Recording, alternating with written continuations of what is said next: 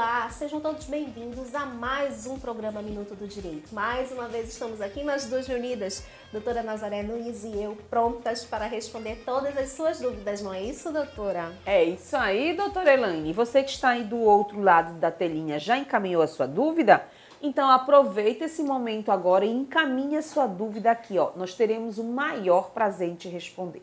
E a dúvida de hoje, doutora?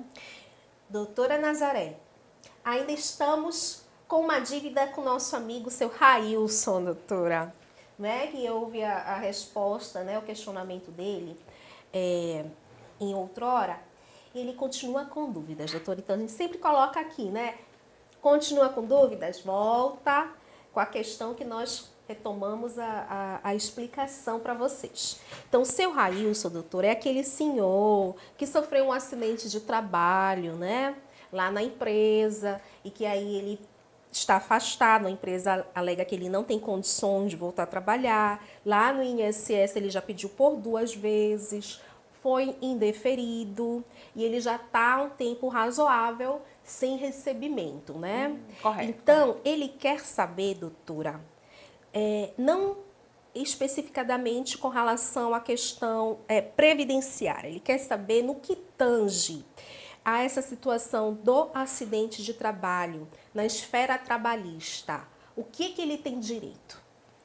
Muito importante. Desculpa aí, seu Railson, que às vezes o tempo é corrido e realmente passou. Aqui em decorrência do acidente de trabalho, aqui é importantíssimo, como a gente sempre coloca, buscar o advogado especialista na área, aqui trabalhista, certo? O que vai acontecer?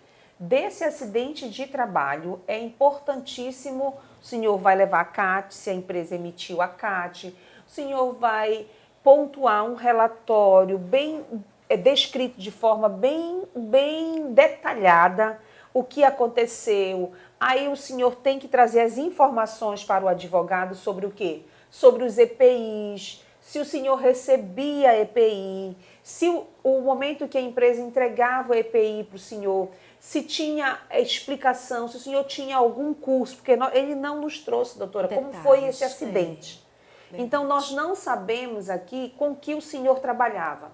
Mas um exemplo, se esse acidente foi manipulando algum tipo de ferramenta, se quando a empresa, o senhor foi trabalhar com isso, a empresa lhe dava um EPI, um exemplo, para colocar aqui na perna, já que ele iria trabalhar com uma máquina de corte, um exemplo.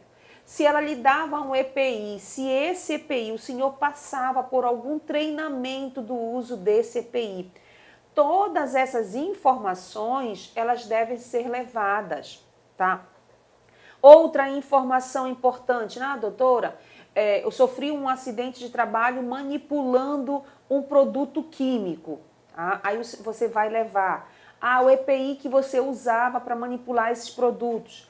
Você tinha treinamento para lidar com aqueles produtos químicos, assim como manusear, colocar, tirar o EPI. A máscara. Qual era o tipo de máscara? Porque tudo influencia, doutora. É verdade. Uma máscara quando a pessoa é magrinha, quando a pessoa engorda, se for continuar usando aquela mesma marca, o mesmo tamanho, ela já está passível de sofrer algum tipo de acidente, um exemplo. Enfim, todas essas informações, elas são de extrema importância. Por quê? Porque aí sim, o advogado especialista em direito do trabalho, ele vai cobrar uma indenização decorrente desse acidente e aí ele vai avaliar o caso, qual foi o seu caso. Essa indenização aí, ela vai variar. Não vou poder lhe dizer vai ser X, vai ser tanto. Vai depender do acidente, da sequela que esse acidente trouxe, doutora. Tudo isso é avaliado, certo? Tudo, porque vai gerar o quê? Até expectativa de vida. Sim. Até expectativa de sobrevida que a pessoa tem, dependendo do que tipo de indenização, dependendo da perda da capacidade laborativa. Então, aqui é de extrema importância, seu Railson, buscar o advogado e levar todas essas informações. Qual era a sua função, lidava com isso, recebia EPIs, era treinado no momento que recebia os EPIs, sabia utilizar da forma correta esses EPIs. O acidente aconteceu assim, assim, assim. Qual foi o momento? Esse momento que muitas vezes, doutora, tem acidentes que acontecem até no intervalo do almoço. Olha só. Tem acidentes em que o que acontece? O empregado, às vezes, está ali naquele intervalo do almoço dele e chega, um exemplo, chegou um caminhão que chegou fora de hora.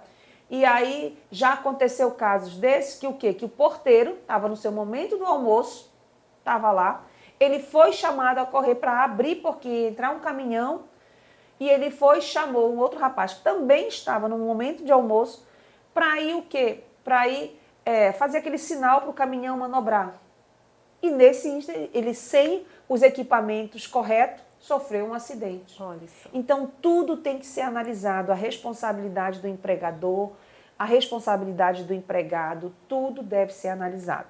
Então, aqui, busca o auxílio de um advogado especialista em direito do trabalho, que aí sim, ele vai ter como analisar direitinho e poder requerer a indenização cabível para este caso. Ok, doutora? Doutora, vamos aproveitar aqui só para enriquecer sempre mais o debate. Seria este o momento, junto à Justiça do Trabalho, para se questionar a possibilidade de uma relocação profissional junto à empresa? Você Uma quer readaptação, dizer... né, Uma readaptação, cargo. aqui o que acontece? Aqui, se ele já tivesse retornado do INSS, se ele tivesse feito a reabilitação Sim. no INSS e o INSS tivesse reabilitado ele, ou o médico que estivesse acompanhando ele tivesse mandado um documento para a empresa, um laudo, dizendo bem assim, olha, estamos indicando que o senhor fulano de tal mude de função, que ele não pode continuar numa função com sobrecarga. Um exemplo.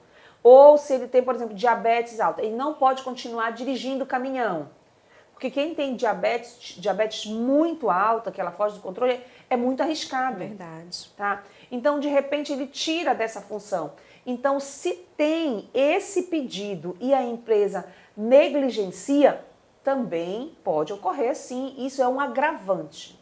Excelente, doutora, excelente. Nós esperamos ter respondido agora sim, tirado as dúvidas do nosso amigo, seu Railson. Mas caso não, pode mandar para cá que a gente responde de novo. Nós vamos aproveitar os minutos finais do programa de hoje para fazer aquele convite que nós fazemos sempre aí para vocês que estão do outro lado nos assistindo. Você que está aí do outro lado, já faz parte da nossa comunidade, do nosso canal do YouTube, Programa Minuto do Direito? Não? Não acredito, doutora Nazaré.